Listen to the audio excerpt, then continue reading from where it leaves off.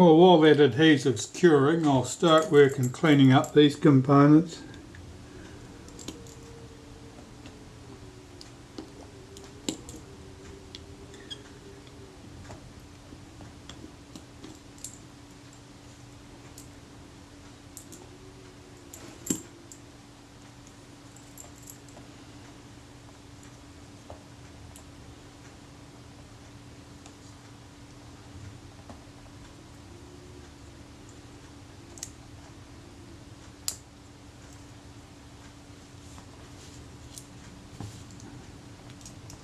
See if I can encourage that off.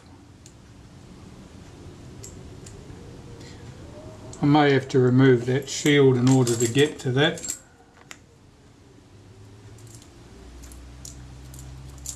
We'll strip that leatherette. That, strictly speaking, didn't need to be removed, but I can see that the adhesive is quite brittle, and we probably want to stick that back down again anyway. So no harm done.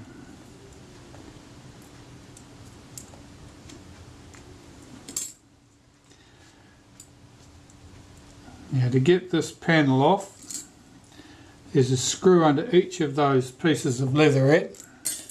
Those pieces of leatherette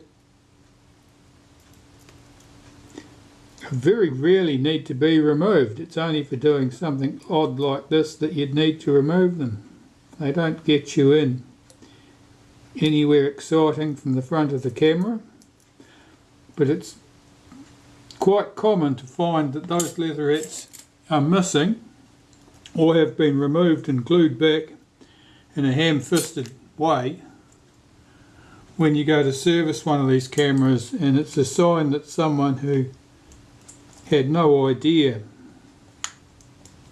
how to service the camera has been in, because the standard practice when people have no idea what they're doing is that they just remove every visible screw and in the hope that something will come loose.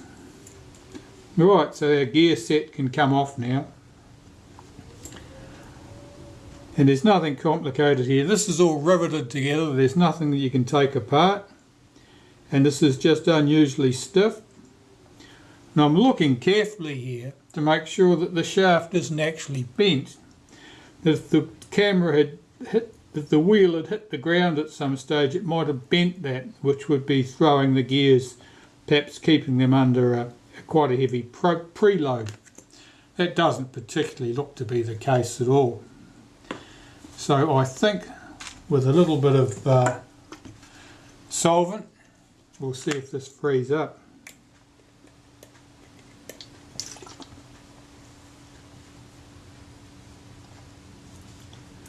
Yes, that's quite a dramatic improvement. So basically it was just sticky, gooey grease clogging things up.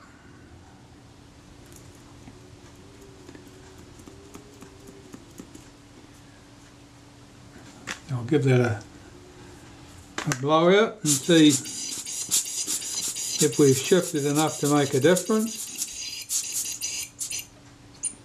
Oh.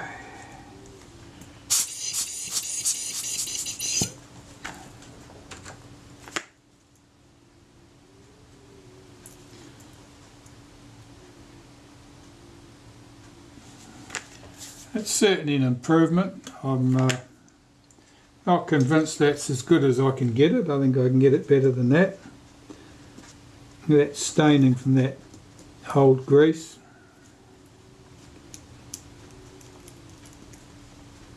And that's far and away better than it was before. So I'm going to give that a squirt with some of this, which is something nasty. What's it got in it? Trichloroethylene and tetrachloroethylene. Probably makes you grow a spare head. I'm just going to use this outside, give that a good squirt.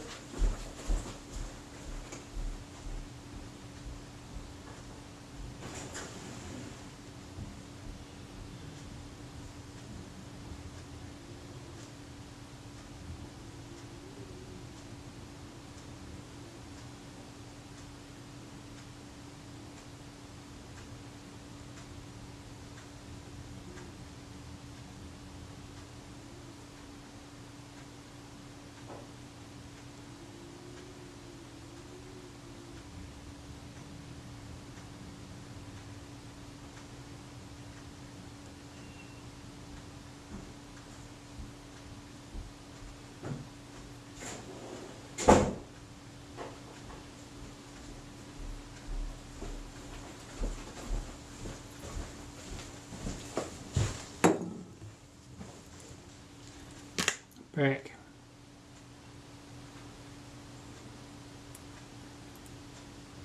Well, that's nice and smooth. I wouldn't say it's as free running as I'd like it to be, but I'm confident I've got the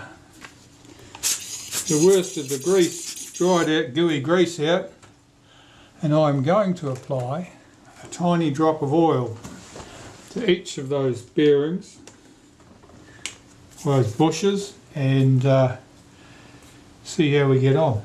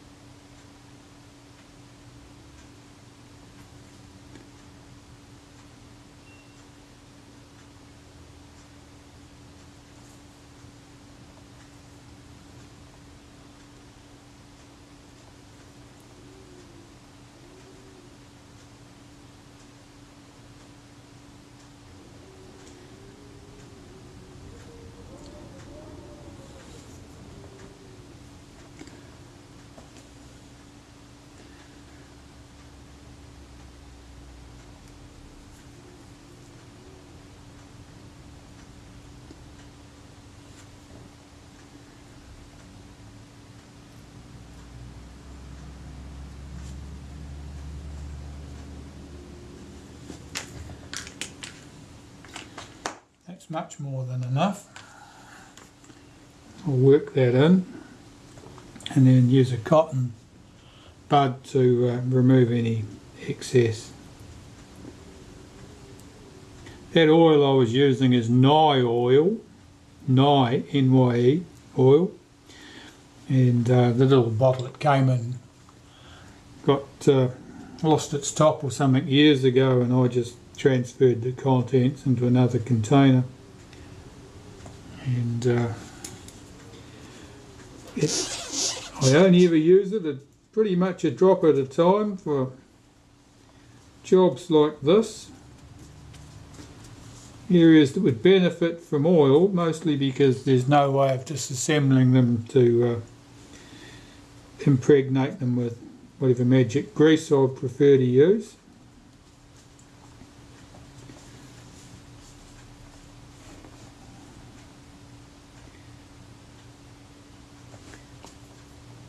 Generally speaking, there's very little oil required or wanted in cameras.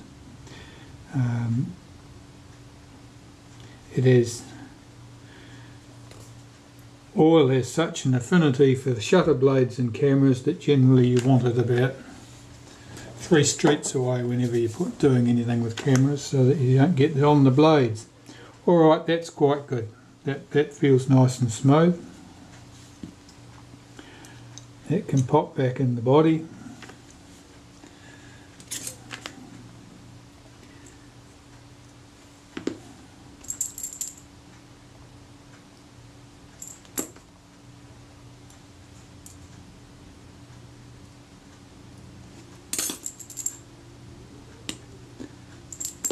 There's quite a bit of drag with the cords, the coupling cords and the pulleys and the meter drum itself at the top of the camera, that you don't want any extra resistance from stickiness with these gears. At the base of the camera, that setting wheel should run smoothly, and it does now. Well, the araldite is pretty much cured in here now. That's doing its job. That effectively all it does is reinforce that switch, that plastic switch block, so that it isn't inclined to fracture. It does just fracture at that point where those contacts run through it. It's just a well, there's no nice way to put it, it's just a piece of crap design, really. Something that worked adequately when it was brand new, and course, by the time things start to fail, all the manufacturers are onto a new and shiny product by then that shares nothing in common with the old product, and so there's nothing for them to fix. Well, that might be a bit unkind. You might say that the manufacturers learn from their mistakes, and then whenever they have cause to make some similar arrangement of contacts, that they don't do it quite like that. It doesn't help you when you're dealing with repairing a product. You've still got to deal with the crap, regardless of how wise the manufacturer may have become at a later date.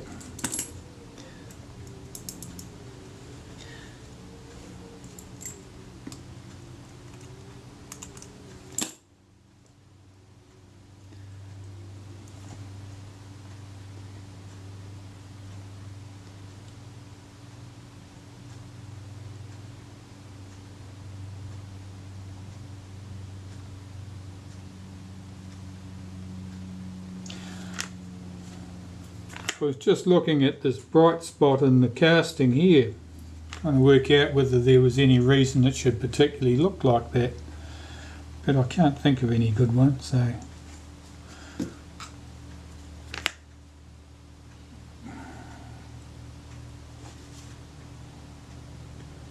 there's no sign on the shutter itself that there was anything moving at that point, so we'll put that down to manufacturing, and that's just some blemish which is of absolutely no importance because it was inside and hidden. Alright, fairly happy with that. I'm just going to clean a few surfaces and pop that to one side.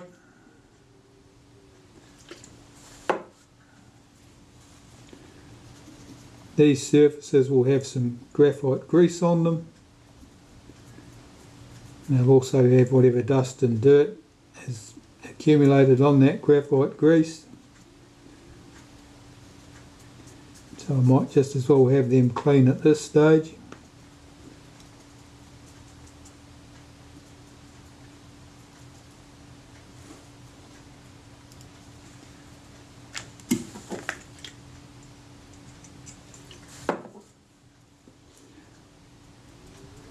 A few marks on that matte black paint there. They're probably there to stay.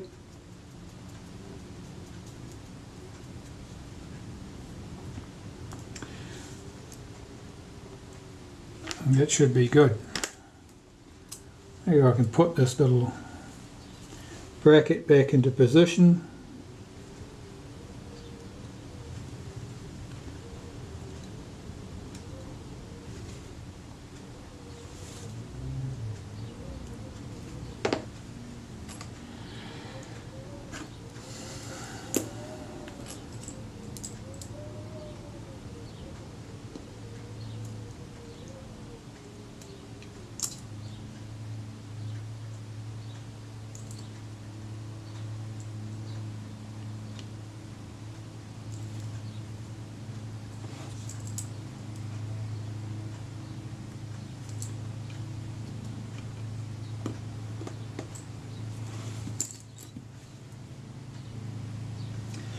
That bracket also serves to support this wire, stops it dropping back into the contacts or fouling anything at that point.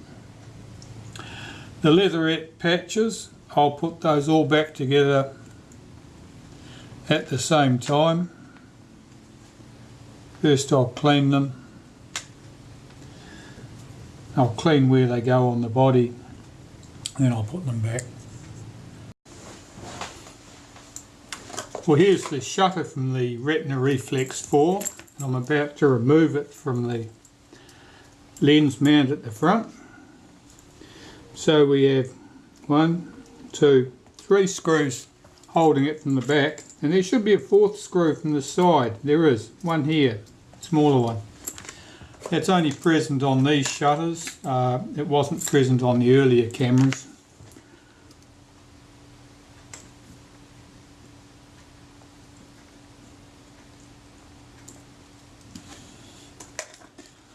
Pop these screws in the container to keep them safe.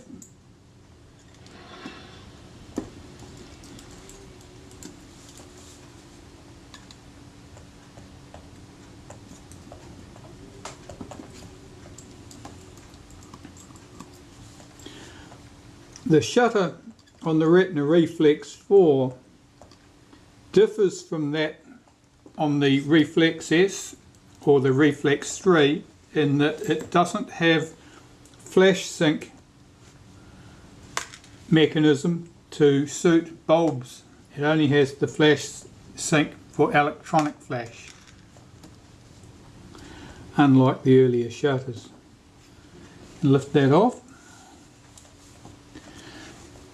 Now here we have a gear, an idler gear, a ball bearing, the cover plate. That's all the loose parts that are in the front of this lens mount section, and pop that aside, and we have the shutter itself.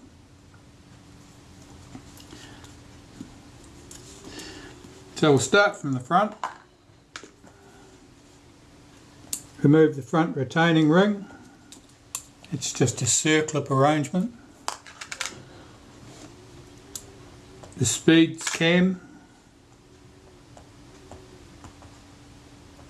Here's the latch that holds the shutter in the cocked position.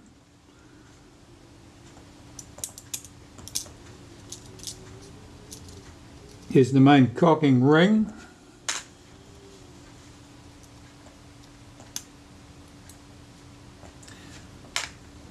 That gear connects to that ring and in turn drives the main cam here. I'm just releasing that spring from the main cam. I'm looking at the state of that to see how that's very good state, that spring. This piece, if you saw that piece, that tab is being at 12 o'clock. This little vertical post is at the 2 o'clock position. That spring is as good as new. They're rarely as good as that, but it's a good sign for a reflex with all the extra components to help create drag. A little bit of extra spring power is very good.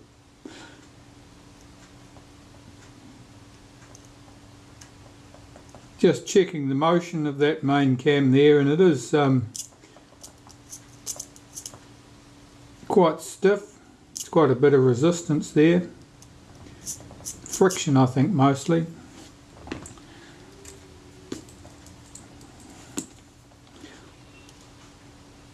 Unhook that spring.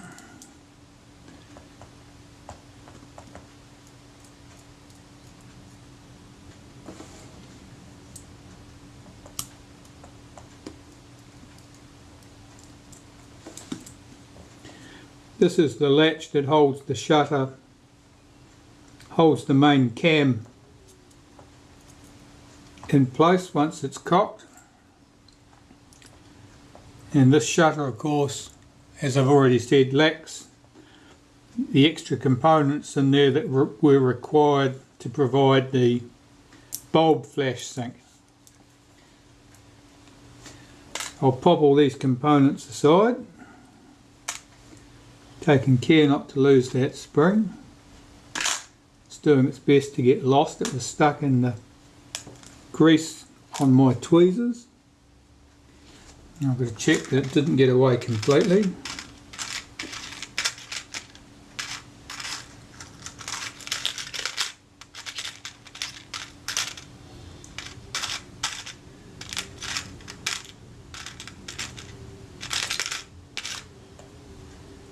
And it did get away somewhere, but oh, there it is. It's doing its best.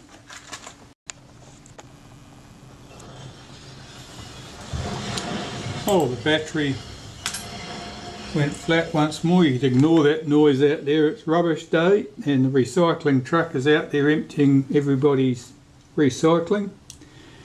And since it's not long after Christmas, there are an awful lot of bottles that need to be collected.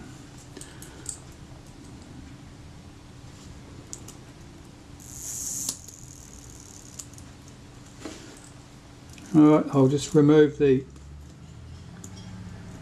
retard gear train.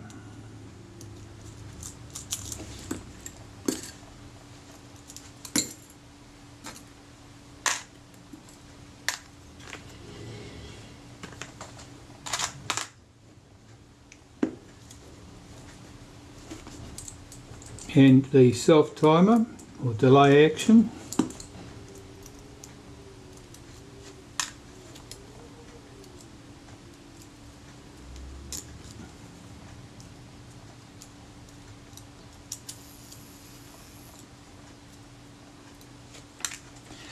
The self timer is different on this shutter than on previous shutters.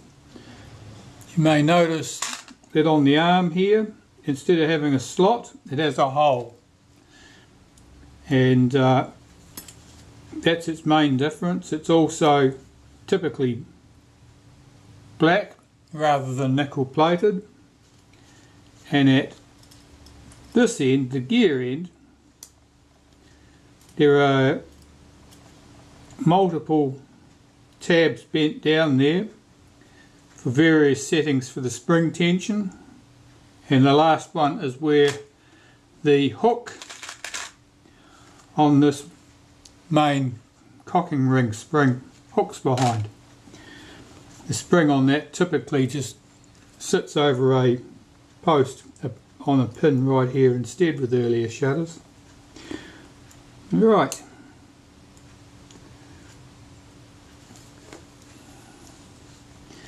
There's not an awful lot more to come out from this side. Remove that B lever. There's the return spring for the self-timer or self-timer setting lever there. I was going to say flash sync, but of course it's all X sync and nothing else. We can take the B lever off, and the spring for the B lever, I'll unhook that, carefully pop that aside. That's it for the front of the shutter. The back of the shutter,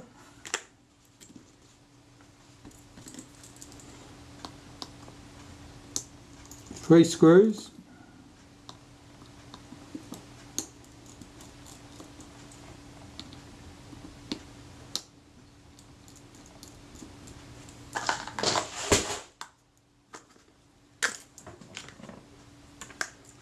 No, it would have been better if that hadn't hit the floor, but we'll live without it.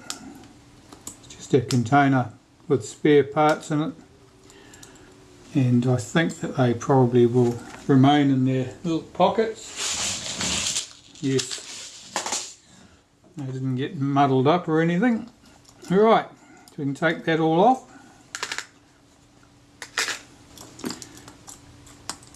Three screws here hold the mechanism plate into the shutter housing. If I can find an appropriate screwdriver. Ooh, tight.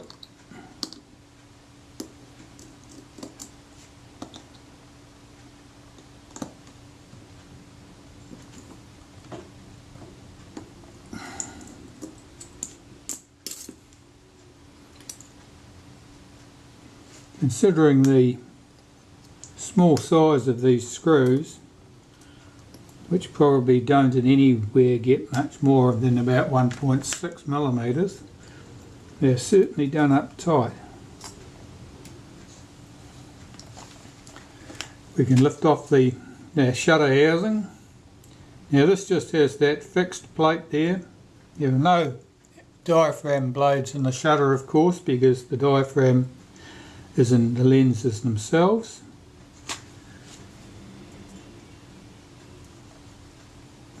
This our main drive cam has just fallen off. We should have 6 blades. There's the 6th, 5th, 4th, 3rd, second and first.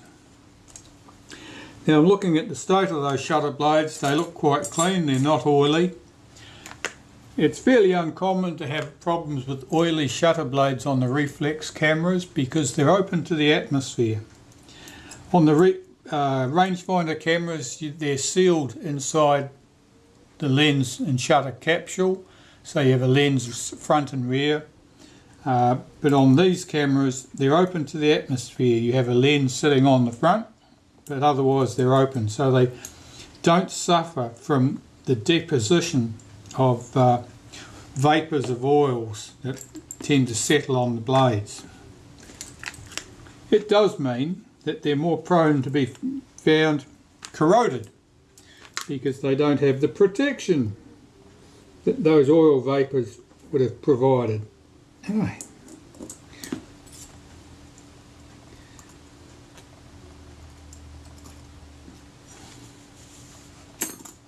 I'm just dismantling the mechanism plate now. The 3 screws hold this lens tube to the plate.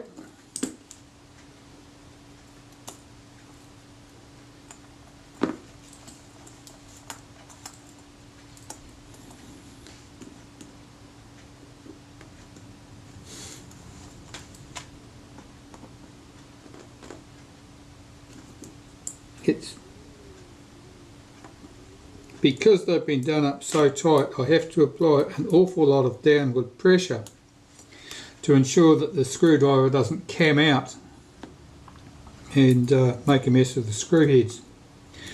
Right, so there's our main drive ring, our mechanism plate.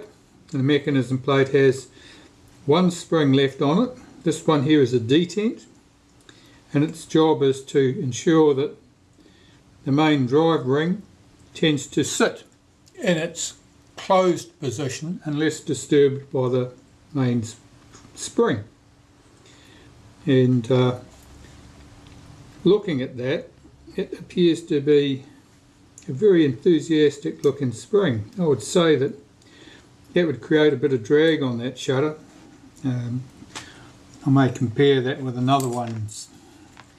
Certainly the shutter was stiffer in action than it should have been, and I suspect that that spring is a little bit too enthusiastic and is giving us too much drag. I'll find out once I've cleaned everything, reassembled it, and I'll be able to check and see if that ring moves as smoothly as I would expect it to. If it doesn't, I'll pull that spring out and find another one that I like the look of better. So these components I'll clean and then I'll reassemble them.